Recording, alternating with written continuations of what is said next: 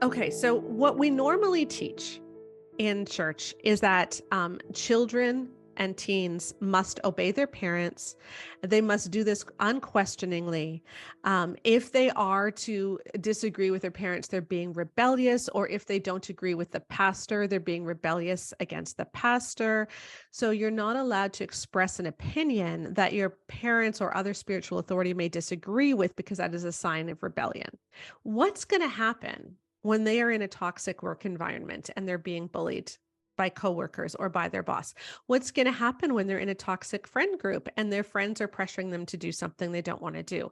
What's going to happen when they're in an abusive dating relationship and they feel like, wow, I'm not allowed to have my opinions? It's going to feel normal to them. Don't want abuse to feel normal.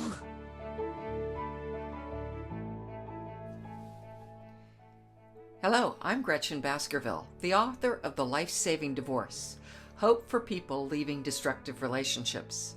And today I'm interviewing Sheila Gregoire, author of the new Christian book, She Deserves Better, on how to protect our daughters and our sons from marrying abusers. Let's get started. All right. Well, I'm so excited to have Sheila Gregoire talking about her brand new book, She Deserves Better. Yes. I've got so many questions for Sheila. Instead of, I was going to just chit chat with her without recording this. And I thought, you know what? I need to record this because I'll bet everyone else has the same questions I do.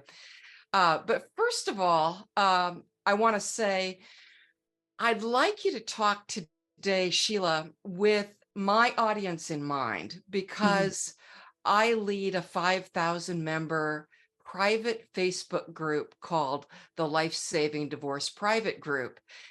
And it is for separated and divorced Christians, the vast majority of whom are abuse victims, some infidelity victims as well, and some who are escaping from family crushing addicts who are squandering the family resources, the rent money, the grocery money. So I also, in my group, I have both men and women. Men can be victims of abuse too. And so if there's anything you learned about girls that caused them to be in danger of getting into an abusive relationship, I'd like to see if you would also address what we need to tell our sons. Yeah, so I think the big thing that I want abuse victims to realize is that what our research found is that for many of you, you were simply doing what you were told glorified Jesus. Yeah. Like, this is not your fault. You know, in many ways, you were actually set up to fail. And that's tragic.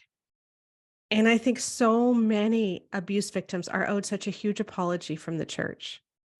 For She Deserves Better, we surveyed 7,000 predominantly evangelical women to find out how their experiences as teens in church and the things they were taught in church impacted them later. And one of our outcome variables was the likelihood of marrying an abuser. And we found that a lot of women who ended up marrying abusers were actually really strong church attenders.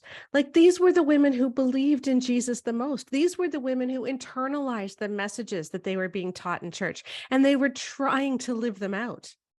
Yep, Like, they it's put in not the like, time and effort. They were the ones volunteering at church, going to youth group, Mhm. absorbing everything the youth pastor said, attending, youth choir. I mean, these were the ones who were totally all in. And yet Exactly. and I'm going to put myself in that category, ended up in horrific marriages. So why is that? Yeah, and it's largely because our church taught girls not to recognize red flags, but instead to live boundaryless lives while assuming that you are the problem. Yes. Oh, wow. Say that again, because that is so important. There's three Yeah, big keys there. right. So the church taught girls to ignore red flags while living boundaryless lives and assuming that you are the problem. Yeah.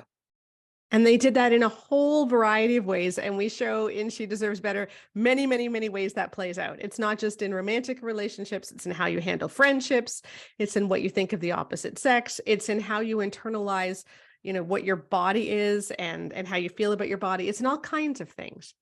But in Now, general, yeah, the well, I church was going to defines say, women. Sorry, go ahead. Go ahead. a lot of these messages came from our youth pastors or from the pulpit. And I know they were well-meaning. I know that these Mhm. people would have been shocked if they discovered that their messages were leading young women to go straight into abusive relationships. Mhm. Talk to us about that. I think so too. I think most authors were well-meaning. Most youth pastors were certainly well-intentioned. I think that we had, for many years, and we still do to a large extent, a distorted view of what it means to follow Jesus. And that our view of following Jesus can be summed up in the acronym JOY, right? Jesus first, others second, you last. And there's little Sunday school songs about that. And we were taught that Jesus gave up everything for you, Gretchen. And so you should be willing to give up everything for Jesus. And giving up everything for Jesus meant not having any opinions, not letting yourself feel put out if someone is really walking all over you. Don't you know that you may be the only Jesus they ever see? Right. And so you need to give all of yourself up to helping others find him, which means you can't Yeah. have boundaries. No boundaries. It doesn't matter how you are treated in whatever demeaning, debasing, disrespectful way. You were supposed to, just take it. And somehow, and part of the false belief is that your example would win over that other person. Mm-hmm. Well, there are plenty of times when your godly example doesn't win over that person. They Mm-hmm. don't change. In fact, they love it that you have no boundaries. They love it that you don't fight back. They love it that you just are quiet and submissive and act like a doormat, because that emboldens them to be even more abusive and to take Mm-hmm. even deeper risks in their betrayal of the marriage. Yeah, exactly. And that's what we saw over and over again as we did our focus groups, as we talked to women about what it meant to live for Jesus as a high school student. And over again, it was about, I need to show Jesus to my classmates at school, which means I'm not allowed to show that I'm upset. Right. Because if people see that I'm upset about something, then they'll think that Christians aren't always happy. And so people need to see that Christians are always happy. So I can't show my real emotions, which means I have to shove my emotions down. I can't trust my emotions. And I need to just simply stand on faith and be joyful. Yeah. And when you get into an abusive marriage and you're in your 30s, the same story applies, the same teachings apply, because then Mhm, we have to have a smiley face. We have to mhm, cover it all up. We have to be happy, because if you're happy and you know it, then your life will truly show it. mhm. And people won't want to be a Christian Yeah. if you don't look happy. So there was a great deal of faking. If you listen to any abused wife, especially if she's a Christian, and why no one knew was because she Mhm. had to fake it and paste on this happy face all the time. So I'm really interested in, let's back up for just a second. You interviewed 7,000, your research was 7,000 people. Yeah. And So we what surveyed 7,000, then we interviewed a few dozen. Yeah. Okay. And then Mhm, what were you looking for? What were you hoping to find? And then my follow-up question is going to be, mhm. what surprised you? What did you find that you didn't expect? Yeah, so we were looking at a lot of the specific teachings that were really common during what you could call purity culture. So that time kind of between 1995 and 2015. I think it's still going on today. They just use different words, but it came in with around Josh Harris's book, I Kiss Dating Goodbye, the True Love Waits movement, where all of a sudden your faith was largely determined by whether or not you stayed a virgin until you were married.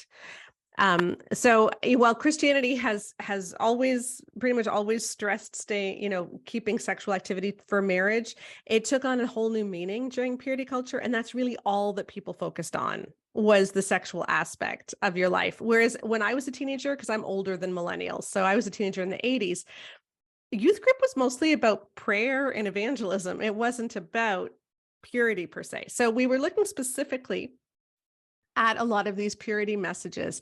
And we were looking at just experiences during your teenage years. So how sex ed was handled, whether you were assaulted or abused in a church situation, whether you were exposed to inappropriate relationships at church, those sorts of things. And then we looked at how that impacted women's self-esteem as teenagers and self-esteem today, their marital and sexual satisfaction if they got married, their likelihood of marrying an abuser, and just their overall well-being today, so that we could trace, were there messages and were there experiences that women had as teens that negatively impacted them later on? And yeah, there were lots.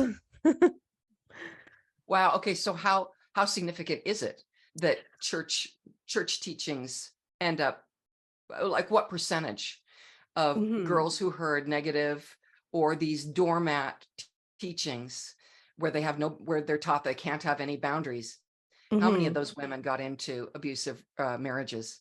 Well, I can tell you about odds ratio. So I can tell you if you're more or less likely.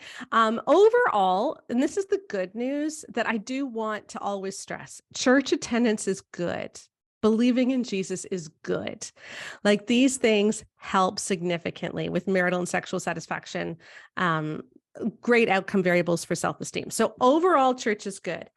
But as soon as you believe a lot of these toxic teachings, or you internalize them, or you're assaulted or abused in church, then the benefits of church disappear. Wow. So many women have positive experiences from church, but when your church is focused on these toxic things, really bad things happen. And let me give you one example. You asked what surprised us. Um, I don't know that there was any particular finding that surprised us. I think it was the strength of the findings that surprised us, like how bad some of this stuff was. So, as an example, we measured 4 different iterations of the modesty message. So, we measured boys are visual in a way that girls will never understand. Boys can't help but lust if a girl is dressed like she's trying to incite it. A girl has a responsibility to protect the boys around her by dressing modestly. Girls who dress immodestly are worse than girls who don't. So we measured those 4 things.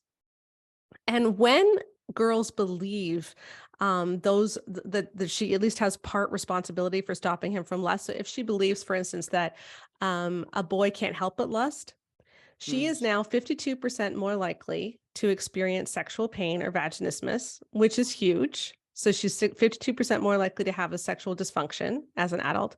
She's also 68% more likely to marry someone who will sexually abuse her. Wow. Okay, so basically, if a woman believes that the man doesn't have much responsibility for his own Hmm. sexuality, and she Hmm. does, that it's Hmm. all on her to keep him, going down the right track, Yeah. then she is 68% more likely Yeah. to marry an abuser. Oh, Hmm. great. Okay. Hmm. Yeah. Thank you, church. I mean, I love the Lord, and I've been in church since the day I was born, and I would put myself in the devout Christian category, Hmm. conservative churches all my life. But that is shocking, and our churches really need to get their minds around this. I think that some churches say, "Well, we say this kind of thing," but you have to kind of take it with a grain of salt. Hmm. Um, and so there's a lot of double message in there too, where, well, of course you wouldn't do this. Well, but it's never said from the pulpit. Right. Instead, what we get is these strident messages with no nuance. And I notice you call them tricky teachings, Mhm. um, that they say from the pulpit, and then they shame us and condemn us for actually believing them. I remember one in particular at my church was, if you walk away from your marriage, you walk away from Jesus. It's like, what? Mhm. What? Mhm. You're really saying that a person's going to lose their faith somehow, is going to go to hell because they got divorced? I mean, that's what that statement says. And people in the pews who desire at the core of their being to follow the Lord and to serve Jesus with their whole heart, they're going to take a message like that and they're going to say to themselves, I'm going to hell if I leave my abusive spouse. Mm-hmm. Yep. And that's exactly what happened, is that over and over again, women believed what was said from the pulpit, and especially from youth pastors. And then that ended up having horrific results. And the church needs to grapple with this. You know, what you said about nuance is really interesting, because the thing about teenagers is that they don't necessarily see nuance. And teens are very black and white thinking, much more so than adults. You know, your brains are just developing, right? So you're just learning how to think with nuance. And so you have this very black and white thinking. And when you combine that with a girl who desperately wants to follow Jesus, then the more extreme it is, the more she will feel like she's following Jesus. And you get into that. I don't know if you've read Passion and Purity by Elizabeth Elliot. Oh, like 20,000 times. Yeah, like that book is a recipe for OCD. And I don't mean to uh beat up on people with OCD or to denigrate what they go through, because I know that it is a real disorder, but it sounds so much like these intrusive thoughts that are constantly critiquing and blaming you, because the whole thing is like, if I want to get married, then I don't love God enough. And so I have to prove that I love God. And so I can't want to get married in order to get the marriage that I want. Yeah. And she Yeah. just drives herself like crazy. The whole thing is Yeah. just so The whole thing is so difficult to read. neurotic, anxiety ridden and neurotic. Yes. Kind of a recipe based way of finding a relationship that is so crushing to a woman. Can't be who she really is. She has to play this game to Mhm. get this godly man. Okay, I like a lot of her teachings. Some of her books are still the ones I've kept over the years. But wow, I mean, I think that what she modeled for us was a highly neurotic, highly anxious, very OCD way of dating that I don't actually think works. No, it absolutely does not. And I had, so there's 3 authors on She Deserves Better and on our first book, The Great Sex Rescue. So Joanna Swatsky does the stats. My daughter, Rebecca Lindenbach, does our focus groups and writes the survey, and then does a lot of the editing with me. And I primarily do the writing. And I also had the job of reading through all of the books that we critiqued. And I read about 5 of them in one weekend. Oh, Boy, wow. was that a recipe for anxiety. It was terrible Mhm. reading them all and thinking, wow, the burdens that are being placed on young women. So in the book And the Bride Wore White by Dana Gresh, for instance, Oh, I read that one too. yeah, she shares a story of how she broke up with her husband, her now husband, Bob. So she broke up with him while they were dating, and they were apart for a number of months. And there were 4 reasons that she gave. One was she kept holding his hand in church instead of looking up the scripture the pastor was referencing. Her prayers and her journaling were filled with Bob and not with God. They were making out too much, and she wasn't spending enough time with her roommate anymore. And I'm reading this and I'm It's thinking, called being in okay, love. yeah, it's like, so let's just think about this. So you're a girl and you don't have a boyfriend. And so you spend a lot of time in your devotions and you're praying, you're spending a lot of time with friends and you're really into scripture. And then you start dating. And so now you're going to spend time with this guy. Well, that time has to come from somewhere. Right. And so you're obviously going to spend less time with friends and less time on devotions, unless you're just not going to sleep. But it's presenting, the book was presenting this as, if you're going to follow God, nothing can change. Mm. So the only thing that you can do is turn yourself even more inside out, try even harder, work even harder to win God's approval, so that it's okay to date this guy or marry this guy. And it's that constant anxiety. And I think about how that can translate into marriage, where if something is wrong, I need to try harder. I need to work harder to win back God's approval so that he can fix this for me. Right, right. The other person in the marriage is not responsible for their own behavior. You are. Mhm. And Mhm. and I see that both in male victims of abuse and clearly repeatedly in female victims of abuse. It's my job to either fix them through prayer, fix them through my godly example, fix them by being more submissive, being more of a doormat, having no opinions, doing absolutely nothing that I like or I care about, only deferring to all of their wants and desires. And it just ends up going downhill. That's kind of what the church teaches us to do, but it doesn't work. It It actually doesn't. makes things worse. Yeah, and what we need to start teaching our daughters and our sons, and I think people who have been divorced are often quite desperate to do things differently with their children. They want to break the cycle. They want to raise kids who will not get into these abusive relationships. And one of the best things that you can do that we found over and over again is let your children disagree with you. Wow. Just the fact that, okay, tell us how that looks in a unhealthy situation, and tell us how that looks in a healthy situation. Mhm. Show us, before and after. Okay, so what we normally teach in church is that children and teens must obey their parents. They must do this unquestioningly. If they are to disagree with their parents, they're being rebellious, or if they don't agree with the pastor, they're being rebellious against the pastor. So you're not allowed to express an opinion that your parents or other spiritual authority may disagree with, because that is a sign of rebellion. Is that really what we want for our kids? Because the thing is, if we're telling our children, you cannot express an opinion that is different from mine. So if you see me doing something wrong, if you see the pastor doing something wrong, you cannot express that, because that would be you being disrespectful, you being rebellious. What's going to happen when they are in a toxic work environment and they're being bullied by coworkers or by their boss? What's going to happen when they're in a toxic friend group and their friends are pressuring them to do something they don't want to do? What's going to happen when they're in an abusive dating relationship and they feel like, wow, I'm not allowed to have my opinions? It's going to feel normal to them. You Yes, don't exactly. want abuse to feel normal. Right.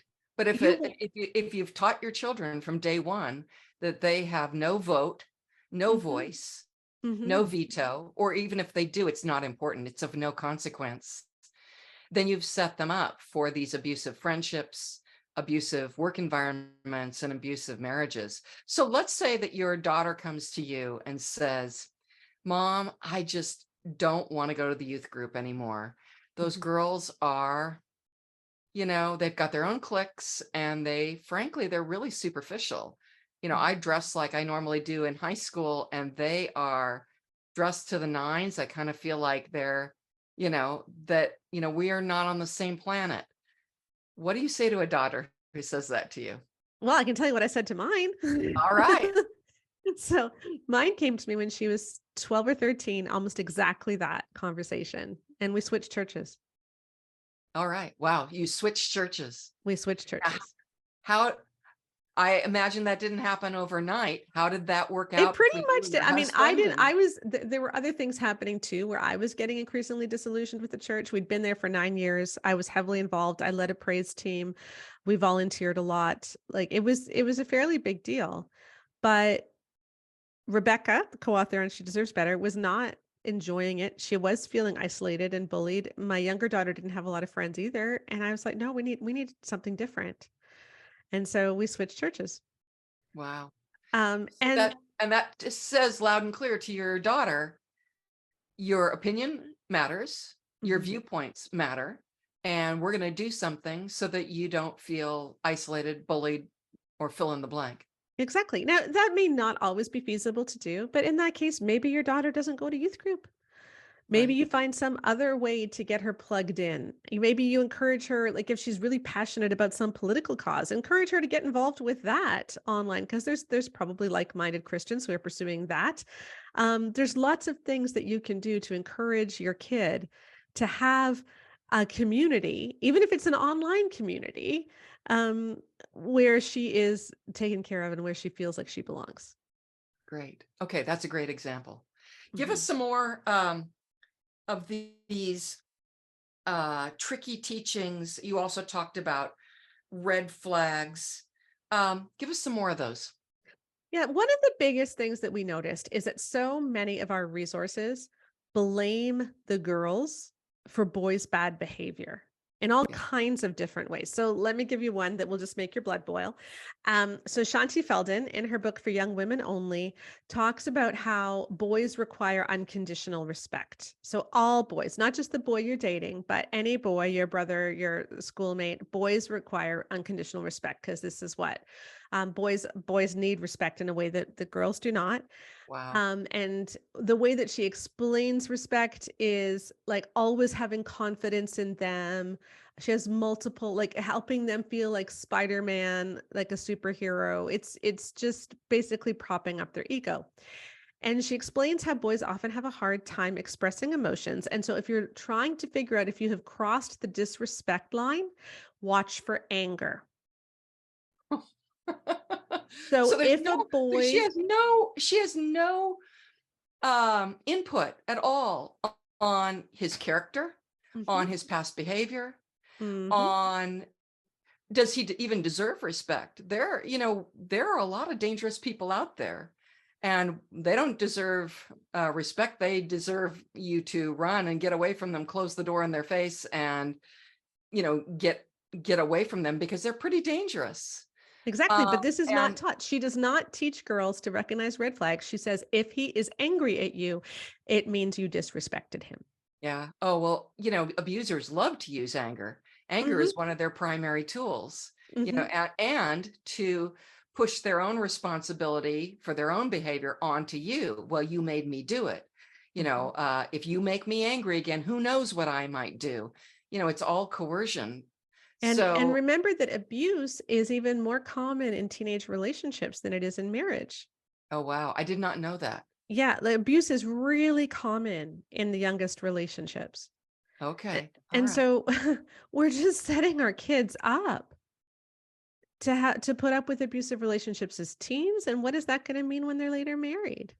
right, So that's right. one example. Here's another one. Um, in the same book for young women only, she shares, I'm about to share a stat. I do not believe this stat is correct. It's based on her survey. I believe the question was poorly worded, the possible answers were poorly worded, and she grouped the answers improperly. So I do not believe this stat, but I will tell it to you anyway.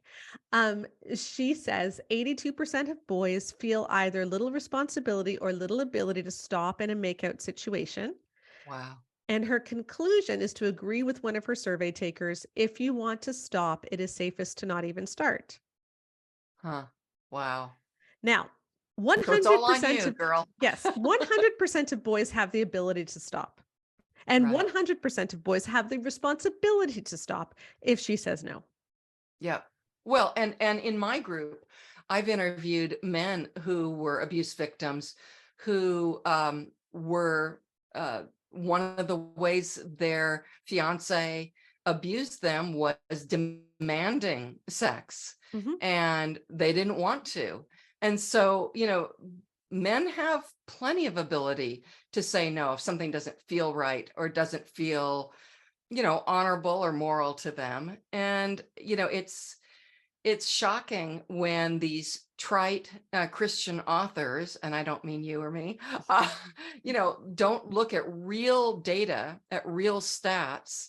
They just repeat the old tropes that have been coming down through Christian teaching for decades. Yeah. And basically, the church, I think largely because the church is so male dominated in leadership, when we teach things like boys can't help but lust, boys can't stop in a makeout situation, it really absolves the men of responsibility. Yeah, they get a free pass for doing sexually inappropriate things, Mhm. for not stopping, for not taking responsibility for themselves. Yeah. And we saw this even, I mean, this is still an issue. I know I'm talking about a book that was written, a couple, like 15 years ago or so, but this was even an issue at Cedarville University Mm. in Ohio, Conservative Christian University last week, where they were trying to talk about consent and they did it so badly. There was a sign in the girls' bathroom: have you ever encouraged your boyfriend to go past your boundaries? Wow. It's like, What? okay. Like, That's sort of circular reasoning. I know. It's like, are you trying to say, has he ever gone past your boundaries? Or are you trying to say, did you ever go past your boyfriend's boundaries? Those are two things, two different Right. things. Right. But they're almost saying, if he went past your boundaries, did you encourage it? Well, that's blaming her for her own assault. That's not Yeah. okay. Right. And I'm not saying women can't assault men. It's just that's not even the way it was worded. Yeah. No, I mean the whole issue of just placing blame for all of men's bad behavior on women is one that's just rife in the whole divorce, Christian divorce narrative as well. And it's Mhm. really it is so damaging. It's what keeps women and men in these relationships for so long. And another lie is that divorce universally destroys kids. So Mhm. we end up staying in these relationships where our mental health and our children's mental health is being undermined day after day after day. Every day we stay, it's being slowly but surely eroded. And our well being is being affected by being in these abusive relationships. And yet our church never tells us this. No, exactly. Exactly. And I mean, I would love to get some of these pastors to sit down with abuse victims and say right to their faces, I think you should have stayed, and then have to watch the abuse victims' faces and have to listen to what the abuse victims say, because I think that people just enjoy saying this stuff because it makes them feel super superior and super spiritual. Right. But they never have to live with the outcome. Well, can I say something right here? I have kind of a 3 pushback rule. I probably shouldn't be more than 2 push. So when I hear someone say that, I push back, and then they double down and they repeat their same, view, and I push back again. And when they come back at me a third time, then Mhm. I actually decide, okay, they're not open-minded. They Mhm. don't want to know the truth, Yeah. and they are probably abusers themselves. Yeah. And at that point, it's time to cut off relationship with them. It's time to mute them, block them, unfriend them, do something, because if they have no empathy, and I know there are pastors out there who actually view empathy as a sin. If a person has no empathy for an abused wife or an abused husband, then they're either missing information, or they are abusers themselves or abuse enablers themselves. And I Yeah. think we need to, I'm a big believer in something that Lifeway Research, the research arm of the Southern Baptist Church, already found, and that is that nearly 60% of people going through a divorce switch churches. Mhm. They need to get away from the church and the milieu at that church, whether it be the pastor or an elder or Bible study leader who tells them they have to stay in the abuse. And they switch churches to a church that's more healthy. And that's a massive number of people Mhm. switching churches. And so for pastors who refuse to be empathetic, there is a price. You're Yeah. going to see godly Christian volunteers, leaders, and donors walk away from your church if you don't understand how your views from the pulpit, even if they're well-meaning, are actually contributing to abuse and keeping people in abusive relationships. But go on. Absolutely. Absolutely. I have a similar rule about the 3 pushback. I love that. But there's another piece to this that we found in our data, which is often it's women who teach this stuff the most vehemently. Yes. Yes. especially to teenage girls. Like, it's women who teach the modesty message. It's women who teach that boys can't help it. And why would that be? So let me give you an example of such a teaching, and then I'll tell you what our study found. Dana Gresh, who wrote And the Bride Wore White, also wrote a curriculum for young girls called Secret Keeper Girl. And that became a convention, a conference that was all over North America. Hundreds of thousands of girls went to it. So it was quite a big deal. And in this curriculum, it was 8 dates that moms could share with their daughters. There was one activity where you were looking at different modesty rules, and one of those rules was raise and praise. So girls were told to put their arms up in the air, and if any belly showed, that was bad because bellies are intoxicating. And Mm. then she had this conversation that moms were supposed to have with their daughters to explain this. So, moms were supposed to explain that being intoxicated is like being under dental anesthetic or being drunk when you're out of control. And God made our bellies to make men out of control. Oh, But wow. God designed this to only happen with your husband. And so you're supposed to cover up so you don't inadvertently intoxicate another man. So she told girls as young as 8 that the sight of their bellies could make an adult man get out of control. Wow. Wow. Yeah, And no that one whole thought that was intox I bad. mean, that and to have that at seminars and workshops all over North America. I mean, that what is that setting up our daughters for? What is that setting up our sons for? Yeah. It's again, it's that mulligan, it's that free pass that says a man can do anything as long as he says, well, I was intoxicated by her belly button, Yeah. I It- couldn't help it. I couldn't it- help it. That's do just the we way God really made me. want our sons to be um lacking in maturity, to feel that they don't need to grow in self-control? I mean, where is the whole concept of imitating Christ and growing in the fruit of the Spirit, if men get a free pass on all that and they can easily blame that on women?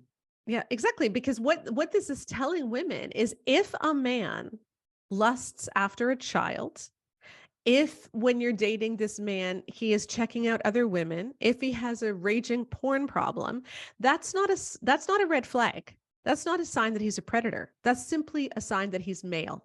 This is the way God made him, and you're supposed to rejoice in God's precious design for men, that their sex drive drives them towards you, and this is a good thing. Wow. I And mean, then, so it's no wonder girls marry abusers. But what we found was so interesting is we took a look at the women, so the adult women who still believed the modesty message. Because while this message was largely believed by girls as teenagers, most women that in our survey had deconstructed that belief and no longer believed in most of the modesty messages. So we now, looked at the what women who age were they? What age what age were they when they finally, the aha moment of, you know what, this is overly simplistic, I'm not this sure isn't that it's an reasonable or age simple. where they rejected it. I can tell you that millennials were the most likely to believe it as teenagers and the least likely to believe it now. Okay. So Okay. so So our millennials, daughters, basically our daughters, we yeah, have the so millennial millennials did a daughters. huge deconstruction of that belief because they were the most hurt by it. So older generations were not as likely to have taught it to have been taught it as teens, but were more likely to believe it today. So we took a look at the women who still believed it today. And they are more likely to be in abusive marriages. They are Mm. more likely to be married to men who use porn. Oh, They are wow. more likely to have below average self-esteem and to have bad marriages. So when women teach this stuff to teen girls, we have to wonder how much of this is them trying to compensate for the fact they're in a bad marriage and they don't want to admit that their husband is the problem. And so they're going to blame the problem on every girl and woman around her instead. Well, you bring up an interesting topic. I mean, what you're saying is that a lot of these, what I would call moral scolds, whether they're book authors or whether they're on social media, are probably in pretty horrible relationships themselves, pretty horrible marriages themselves. And this is the kind of talk they have to tell themselves in order to stay in their faith community. And so they're internally bashing themselves, and it all comes out on social media or in their books, to bash other women and to take away their ability to speak up and say, no, enough is enough. Yeah. And it's interesting because Dana Gresh who wrote about the 8-year-old bellies being intoxicating, who wrote so much about modesty. She's just recently released a book with her husband, Bob, talking about his decades-long porn problem. Oh, So, wow. so the whole time that she is teaching girls that they have to cover up, her husband's using pornography. Well, and if she's directing this at 8-year-olds, is he using child pornography? Yeah. Who knows? But Yeah. I mean, that's really scary. One of the things I want to talk with you about, and that is when women come out of these abusive relationships, let's say that they divorce, and they are looking into dating again. Eventually, usually they're so broken and so destroyed by that abuse. I mean, the last thing they're thinking about is dating. They just want to get safe and free, and they just want to get out of there because it's so toxic. But some of them do, a handful do want to date again. What can your book teach them about a healthier way to date, just as it teaches younger women how to date? I think reading She Deserves Better, one of the big benefits is helping us realize how many of the things that we internalized as teenagers were actually not of Jesus. Mm. And so when we understand that, we can see why we made some of the decisions that we did, why we got into some of the bad places that we did.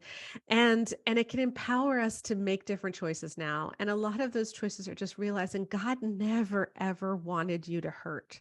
God wanted you to thrive. God gave you a voice, and your opinion matters. God wants you to be big. He doesn't want you to have to make yourself small. And I hope that in reading the book, women will feel that in their very bones that they matter. Their thoughts matter, their voices matter. And once you understand that in the very fiber of your being, that I am important, it's not that I'm more important than other people, but I am important. Jesus said to love others as we love ourselves. We get to love ourselves. We get to value ourselves. And when you start to do that, because we've been taught our whole lives that that's a sin, right? We've been taught you're not supposed to have self-esteem, right? Right. Self-esteem is bad because it means that you're thinking too highly of yourself. No, positive self-esteem, there are no downsides. It's related to better marriages, it's better jobs, better relationships, better mental health, better sex lives. Like there are no downsides to self-esteem. Self-esteem doesn't mean you think that you're better than anyone else. It just means that you're made in the image of God. You're important. Your voice is important. And when you feel that, then it will be much, much harder to settle for a man who doesn't agree. Yeah. It is. I mean, once you accept that, I have avoided the word self-esteem all of my life because having been raised, conservative Christian, that is a taboo word. I've used the word self-respect and things like that. But one of the things I found, so I was single for 20 years after I divorced. And at one point in my life, I just said, you know what, I'm going to stop pretending that I'm stupider than men, that I'm smaller than men, that I have no preferences, that I have no opinions. Forget it. I'm just going to be me. Yeah. And years went by, and a wonderful man came along, and my old Christian, conservative Christian teachings came back in, and I was apologizing for being like so much, so feisty, so out there, so big, so bold. And he said, oh, no, no, no. I love you that way. I have always loved women who are capable, resourceful, strong, ethical, high quality. I don't like women who are weak, who are needy, who are, frightened all the time. I want you to be you, and don't be a doormat for me. I don't want that. I want you to be a full, equal, contributing to this relationship. And it was like, wow, wow. That's That a is the keeper. exact opposite. There's a keeper. And Yeah. yes, we just celebrated our anniversary. So Yeah. and it's been a safe, loving, warm, as I call it, the safe nest against the storm. It is, everything that my first marriage, um, you know, uh, wasn't, Right. it wasn't safe. It was horrifying. It was scary. And I had to cover it up for quite some time. And so, I realize that not all people who divorce ever want to even dip their toe into the dating pool. But what I'm finding is that rejecting those messages and just being out there and being myself, it might turn off some people. That's fine. It's Hmm. fine if that turns off some people. But there are people out there looking for you who really Exactly. value that kind of person. Can I tell you about one of the funniest things that we measured? Yeah, It yes, was funny please. and funny and sad at the same time. So we measured the belief that girls talk too much. So Shanti Felden said this in For Young Women Only. Brio magazine, which was focused on the families magazine for teen girls, repeatedly told girls that boys don't like girls who talk too much.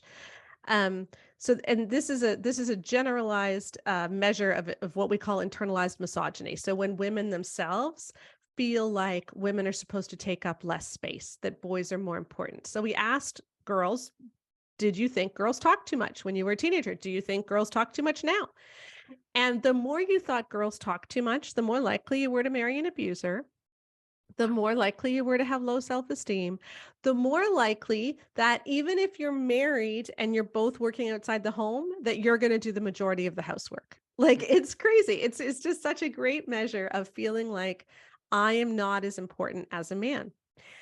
But what if it's true? Like, here's the thing. What if girls honestly do talk too much?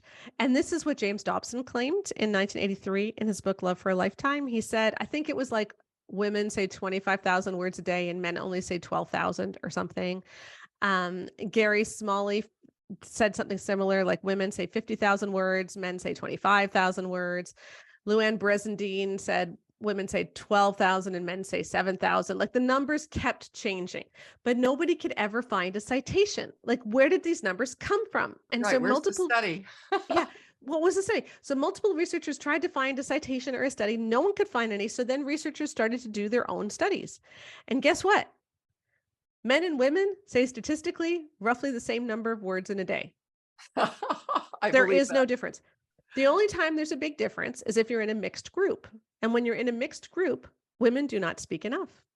Oh, really? Oh, that's Yeah. interesting. It's not until women make up 80% of the group that women will say their proper share of the words. Wow. If women are anything less than 80%, then men will speak far more than their fair share. Wow.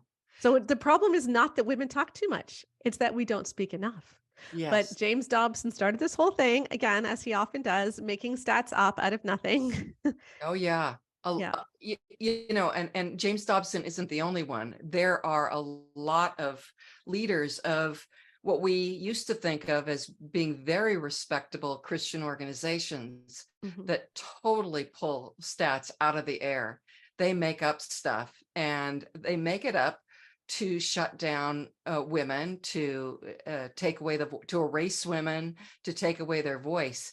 It's really very, very shocking. And we've talked about this before, but Focus on the Family actually publishes articles where the author removes words from quotes, uh, causing them to say the exact opposite of what the Mhm. researcher actually concluded.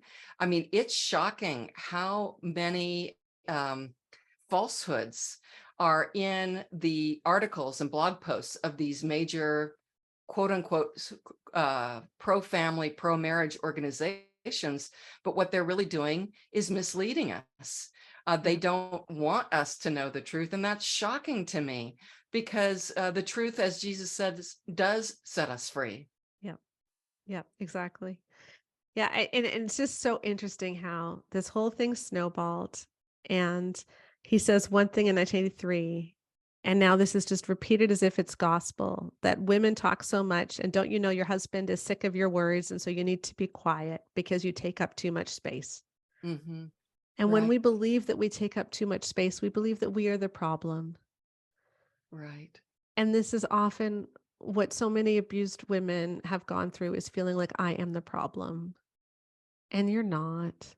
You're allowed to right, take up space. right. Yeah. we're each responsible for our own behavior and attitudes. But Mhm. if a good marriage is a safe nest against the Yes. storm. It is a safe harbor where you can moor. You don't have a person who's drilling a hole in the bottom of your boat. Yeah. And yet that's what abusers do. You're paddling your canoe like crazy headed for the shore, and they're paddling the opposite way. Yeah.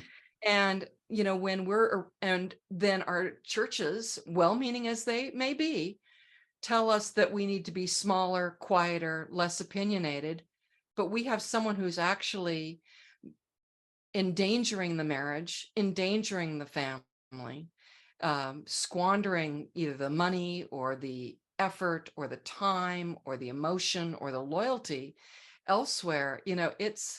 It's very tough. And you're in a good marriage, I'm in a good marriage, and these are supportive marriages. We're each responsible for our own Mm. mental health, for our own behavior, for our own actions. But when things go wrong, we come to each other.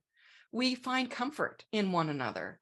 We find encouragement and support. And I think that is something that we don't that a person doesn't get when they're in a completely one-sided marriage, where they're doing all the heavy lifting and the other person is getting off scot-free, with their, sexual behavior or their addictions or their abusiveness or their anger or their violence or their condescension or coercion. Yeah. And when girls are taught from a young age that they need to live these boundaryless lives, Yeah. then they're more likely to put up with that. And we need to raise our girls to understand red flags rather than thinking this is just something where I need to make myself smaller. Let's close on this. Tell us the 3 red flags that are the most important in your mind. Oh, okay. Oh, I think for teenagers, red flags would be anything where a boy is blaming his lack of self-control on you. And I would put those in 3 different ways, like either his anger or his emotional outbursts, his inability to succeed in some area is because you're outshining him or you're criticizing him or whatever, or his inability to keep his lust or sex drive under control. So any of those 3 things, emotional outbursts, feeling like his failures are your fault, and feeling like his lack of self-control is your fault. This is making me laugh. Your second one is making me laugh because blaming his failures. I dated someone many years ago who had a wonderful degree. He had a graduate degree from a major Christian college, very prestigious. And he had a great job. It was a publishing company executive. And yet other things in his life didn't really match up. Like, he was living in a small apartment. He had loads of debt. I mean, the women in my divorce recovery group, my single mothers group at church, we didn't have that kind of debt. And so here's this high income earner, devout Christian, great Christian degree, and it just wasn't making sense to me. And I said, tell me about this. And he said, if I had just had a good woman in my life, I would not have made so many, I would have been further along, further ahead in life. And it was like, are you kidding me? Are you kidding me? When I'm surrounded in my church group, because I've run face-to-face divorce recovery groups since 1998, I'm surrounded by people who don't have anywhere near your job, don't have anywhere near your education or your Christian credentials, and they are more reliable and responsible and doing better than you are. Mhm. And so I walked away from that conversation was so eye-opening for me. I walked away and decided not to date that guy. But wow, that's a perfect example and something we run across, after happened after my divorce. that a man would blame it on not having been married. I mean, like, what did he expect a woman to do? Yeah. It's just kind of nuts. Yeah. Yeah. Stop me from spending all this money. Yeah. Yeah, stop me Exactly. from getting in debt. No, no, no. You are over 18. Yeah. You're a grown man. Hmm. You know, learn to have some self-control. Yeah. So anyway, well, thank you so much for your time. Do you have any parting shots for my audience at the Life Saving Oh, Divorce? I just want to say again that so many women and men in the church were set up to fail because we weren't taught properly, and we need to do better than this. This can't be the story for the next generation. I'm just so passionate about this, because Jesus never wanted that. That wasn't Jesus's message, and it was said in his name. And all I can think of is how sad that must make Jesus. And so, I hope that She Deserves Better can start to change that conversation and change the narrative, because we do deserve better. All of us did, and our daughters deserve better, and so do our sons. And And better is out there. It's not just mhm, that we have regrets, that we right. deserved better. Better is out there. There are now, admittedly, there it's as you get older, you get a little bit more realistic that there's a certain percentage of the population that just isn't very altruistic, isn't very Mhm, kind, isn't very loving, doesn't value fairness, isn't open-minded, is hostile, is aggressive, does look for fights, is impulsive and irresponsible. Okay, so granted, as we get older, we see that more than we did when we were younger, but there is better. And for those who do wish to remarry, and I realize that's a fairly small handful in comparison to what we were always told. mhm, Um, there are good people out there, but you're really going to have to wait for them. mhm, And you're really going to have to be watching and mhm, realizing that many abusers are very charming and know how to conceal their bad side. So, keep your antenna up, be watchful, but also be hopeful. yeah, exactly. And remember that you're allowed to take up space. And you are allowed to take up space. That's right. Yeah. And you're allowed to reject them and walk away if the relationship doesn't feel Mhm, safe to you. yeah. So thank you so much, Sheila. I really appreciate your book. Would you hold it up again? I don't know if my Yes. camera's going to show this. There, So there we go. She Deserves Better. Yeah. And where can they find your book? So anywhere you buy books, but if you go to our website at baremarriage.com, BARE, there's links to The Great Sex Rescue, to She Deserves Better, to our podcast, which is out every Thursday, and all my social media. I'm quite active on Instagram and Twitter, especially. Mhm. Now, this is meant for mothers to read with their daughters, or to inform mothers who are raising daughters. Is there any curriculum yet? Is there like like a something that like a youth group could do? So at the end of each chapter, there's really good exercises that you can do with your daughters, or a youth leader could take the kids through it. And I think a lot of them would work with guys as well.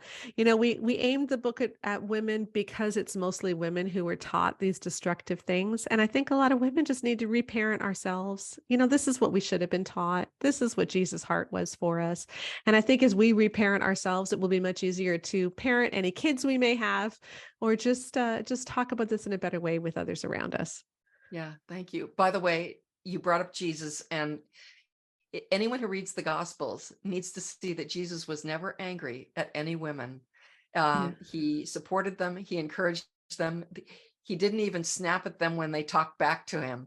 And Yeah. some women really gave Jesus a lot of guff, and he treated them with absolute respect. And it's really wonderful to see the heart of Jesus when it comes to the topic of how he treated women. So Amen. thank you so much for your time. Thanks, Gretchen. If you benefited from this recording, you will find support and clarity in my book, The Life-Saving Divorce, available in paperback or Kindle on Amazon, and in 2022 as an audiobook. You can also follow me, Gretchen Baskerville, on Facebook, Twitter, YouTube, and Instagram. You can sign up for my email list at lifesavingdivorce.com. Women and men of faith may request to join my private Facebook group, Life Saving Divorce. For more on life-saving divorces, please subscribe and click the link to the next recording.